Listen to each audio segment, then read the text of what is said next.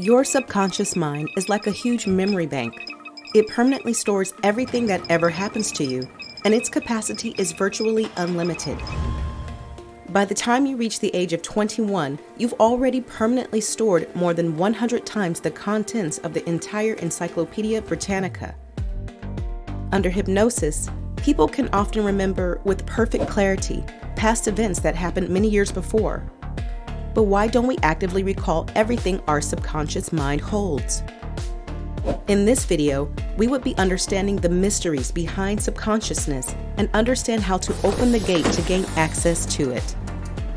The subconscious is part of our mind that makes decisions without our needing to actively think about them.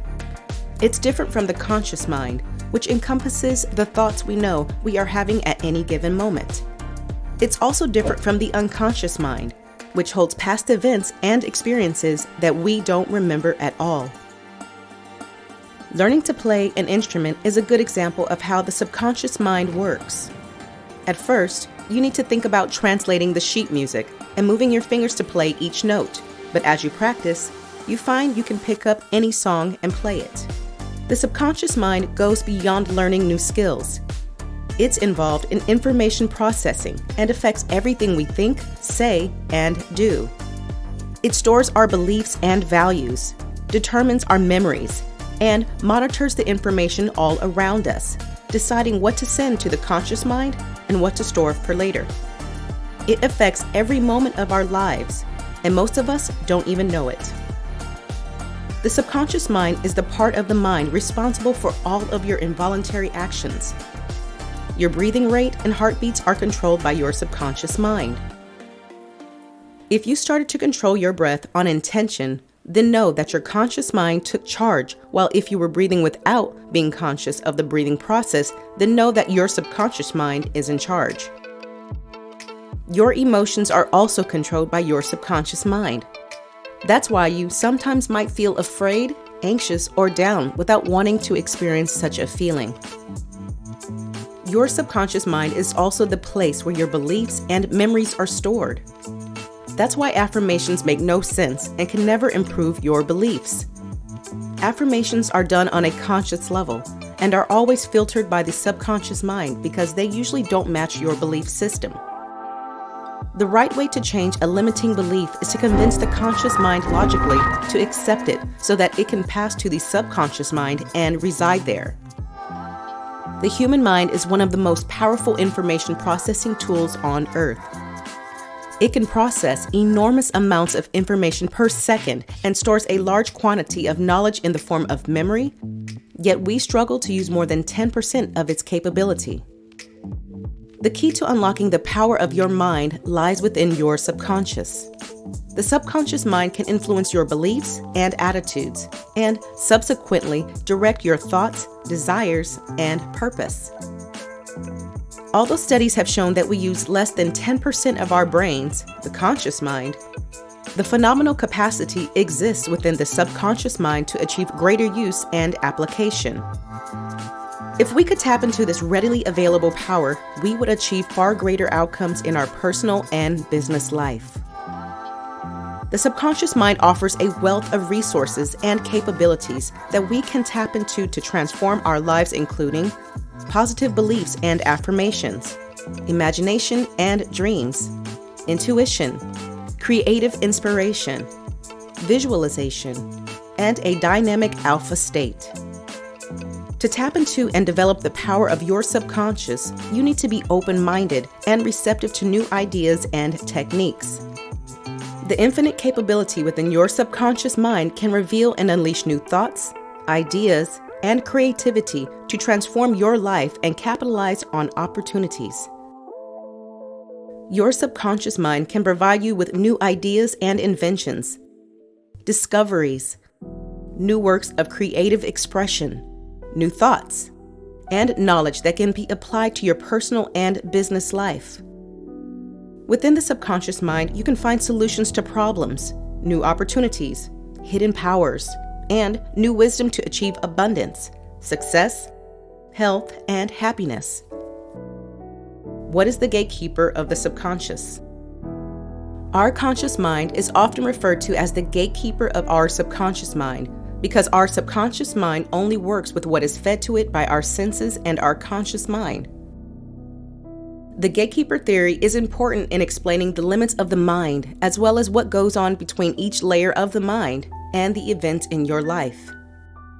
The gatekeeper theory is the boundary that lies between the conscious state and the unconscious state. It is what allows information to pass through the unsubconscious mind to the conscious mind, but does so not by choice. For example, say a memory from your childhood resides in the unconscious layer of the mind, so you would have no recollection of this memory whatsoever by choice. And there is an association occurring in present-day time that triggers a memory. When we become consciously aware of this memory, we may realize we never knew we had this memory in the first place. What allows this memory, that again in theory you never were aware of, to be called into focus is controlled by the gatekeeper. In other words, selective information passes through the unconscious mind to the conscious mind through a gate that discerns that which is admissible to remembrance and that which is not. Again, these theories limit the agency one has over their mind. In terms of your life, this means you don't have any control over your unsubconscious dream state or what occurs within it. Before we go even deeper into the unconscious mind, it is important to remember that the mind has no agency over the layers of the mind, whether subconscious or unconscious. Also remember, the affecting theory of the gatekeeper is to be the security guard, if you will, of the unconscious mind. The security guard will withhold information as well as control from you, affecting your ability to distinguish between faux reality and reality. The gatekeeper to the subconscious mind is your conscious mind. This is why when you are supposed to say affirmations or visualize your desired outcome, you are supposed to get your body into a relaxed state, which automatically is supposed to bring your mind at least into the alpha state, at which time your conscious mind is being pushed aside, and whatever you do with visualizing or affirmations at this time goes straight into your subconscious mind without the conscious mind interfering in the process. How the conscious mind works. It isn't possible to keep every thought, memory, or feeling inside of conscious awareness at all times. So instead, certain information is maintained in awareness. Other information remains outside of immediate awareness, but still accessible, and other information is hidden from awareness. Freud's topographic theory was a map of the different systems that make up the human mind. According to Freud, the mind is made up of three systems: the conscious, the preconscious, and the unconscious. These systems are controlled by what Freud identified as the primary and secondary processes. The primary processes are a way to discharge unacceptable urges that arise from the unconscious mind. It often involves creating a mental image to act as a substitute for acting on an unacceptable urge. The secondary processes are how the mind deals with conscious urges through delayed gratification. For example, instead of acting immediately on a thought you just had, you wait for a more appropriate time to take action. How to use the conscious and the subconscious mind together. There is a simple exercise that you can do to perfectly understand the difference between the conscious and the unconscious mind. I want you now to start controlling your breathing rate as if you were going to apply a relaxation technique. While you were controlling your breath, your conscious mind was in charge. Now stop controlling your breath and let it flow naturally. When you forget about this exercise, you will notice how your subconscious mind returns your breathing rate to its norms. To achieve personal growth, the best thing you can do for yourself is to understand how the both conscious and the unconscious mind work together, and then take advantage of their combined power. One great example that explains how both can be used together is how emotions can be controlled.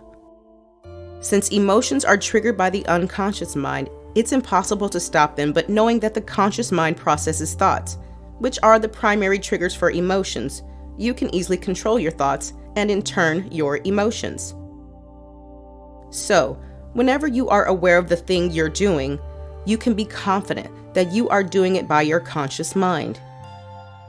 If currently there's a cup of coffee beside you and you decided to take a sip, then all of this process will be done by your conscious mind because you are 100% conscious while doing it.